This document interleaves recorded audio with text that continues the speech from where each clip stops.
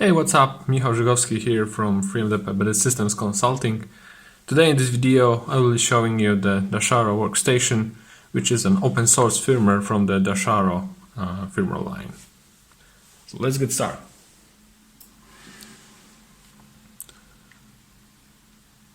As we can see, the firmware is displaying a beautiful logo containing the logo of the project. I've got the Dell OptiPlex 9010 here, which is a reference platform of the Dasharo Workstation.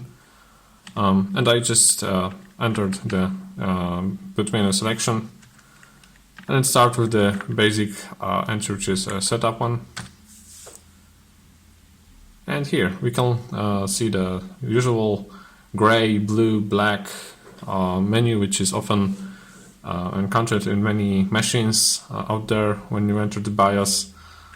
And yeah, you may see there are some basic options like the machine name at the header of this front page. You have the processor, the frequency it is running on, the total memory, and the name of the firmware distribution. From the first look, it's quite basic and doesn't have many options yet. We have some basic ones like we can select the language here, or we can enter the device manager, and we have some other various options here like TCG drive management, which is a menu for controlling TCG Opal self-encrypting disks. I don't have one connected now, so I can't show any capabilities of this menu right now. I have a secure boot configuration where we can change the secure boot mode, and other stuff can replace the keys and trusted key databases here. Like for example, we can delete the keg, can enroll a keg from a file, which we can choose the partition where the keg file should be loaded, and etc. etc. Also, we have a TPM configuration menu, which is a TCG configuration, and here we may select various operations that should be performed by the firmware on the TPM. Also, we have a standard HDD security configuration, which is basically a SATA password menu. So we can set, modify, or clear hard disk user and master passwords. And that's basically it. I have two hard disk drives connected to the SATA ports, and I can manipulate the passwords. As you can see, it also shows the status, whether the security password is supported and enabled, the status of the disk, if it is frozen, and whether the user and master passwords are installed already or not. Also, we have a short menu to boot a given entry one time, and we have various options to choose from. Like I have already an installation of Ubuntu system, so I have an entry for this system and my menu. I can also boot from the SATA disk, which is partitioned in FAT32. I can enter the UEFI shell, or may alternatively use iPXE to boot from network. So let's see how the iPXE looks like. And here I can enter the shell, for example, invoke the HCP commands to retrieve the IP address and stuff, and then I can boot from the network. I can also go back to my menu by typing exit. The same goes from UEFI shell. So this is a standard EDK2 shell where I can type various commands. Like let's see, there is for example some BIOS commands are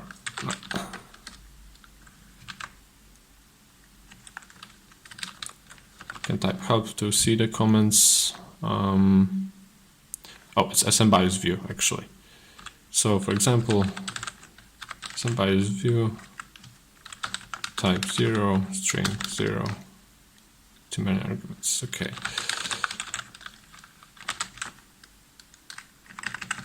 So we may see how this looks like. Oh, so the same bias view, we just can pass that type. Okay, so quick demonstration.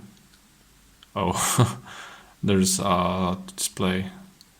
So this is this is the basic structure of a SymBIOS, and here you can see the table and the fields of SymBIOS type 0.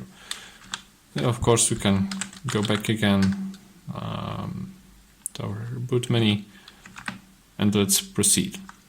There is also a boot maintenance manager which allows to manage the boot options like this, so we can manage the boot options or driver options, console options, or we can directly boot from a file. So it's basically boot options is basically setting a boot option. For example, you can add boot option from a file. Let's see what is this now. This is a root partition. This one, yeah.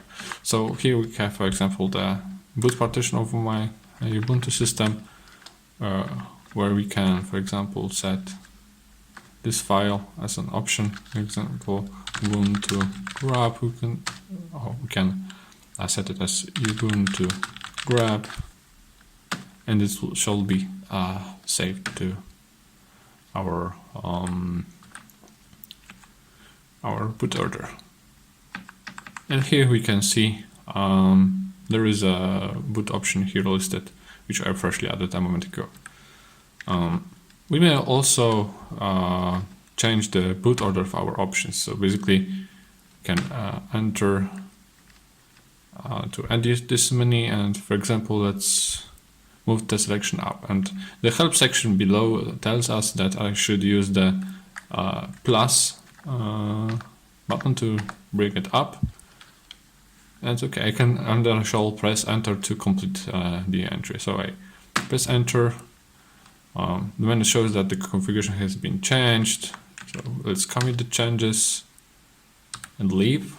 And now the one-time boot section shows us Ubuntu grab as a first priority.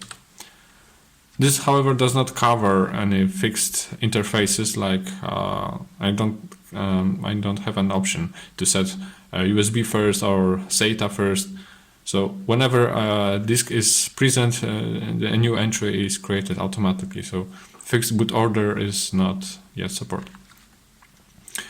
Okay, so I have also console options, which I can configure the standard console input and output device. So like the screen is an output device and my keyboard is an input device, but however, Dell OptiPlex has also a serial port, which I can configure as input and output. And how to decipher that. Now, these are the entries for my serial port. And you see there is a UART entry at almost the end of the device path. So these basically are my serial ports. So I have serial port redirection enabled.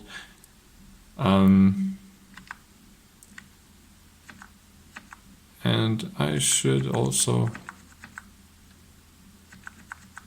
see other devices. So these are basically all UARTs, but I can also see the PNP device, which is basically my PS2 port keyboard I am using right now. So it is located at the Super I/O chip on the ISO bridge, which matches the PCI function 1F. Also, analog way I can set the output device, and here I have also my UART device configured, and also I have the PCI device 2, which stands for my internal graphics device, Intel Graphics. Of course, I could disable them, but I will lose, for example, either the serial console or the main output on the keyboard and device. Here I can set the boot next option, which basically tells the UEFI to boot given entry right after reboot. This is only a one-time setting, so basically after a second reboot, there will be booted the entry which is the highest priority.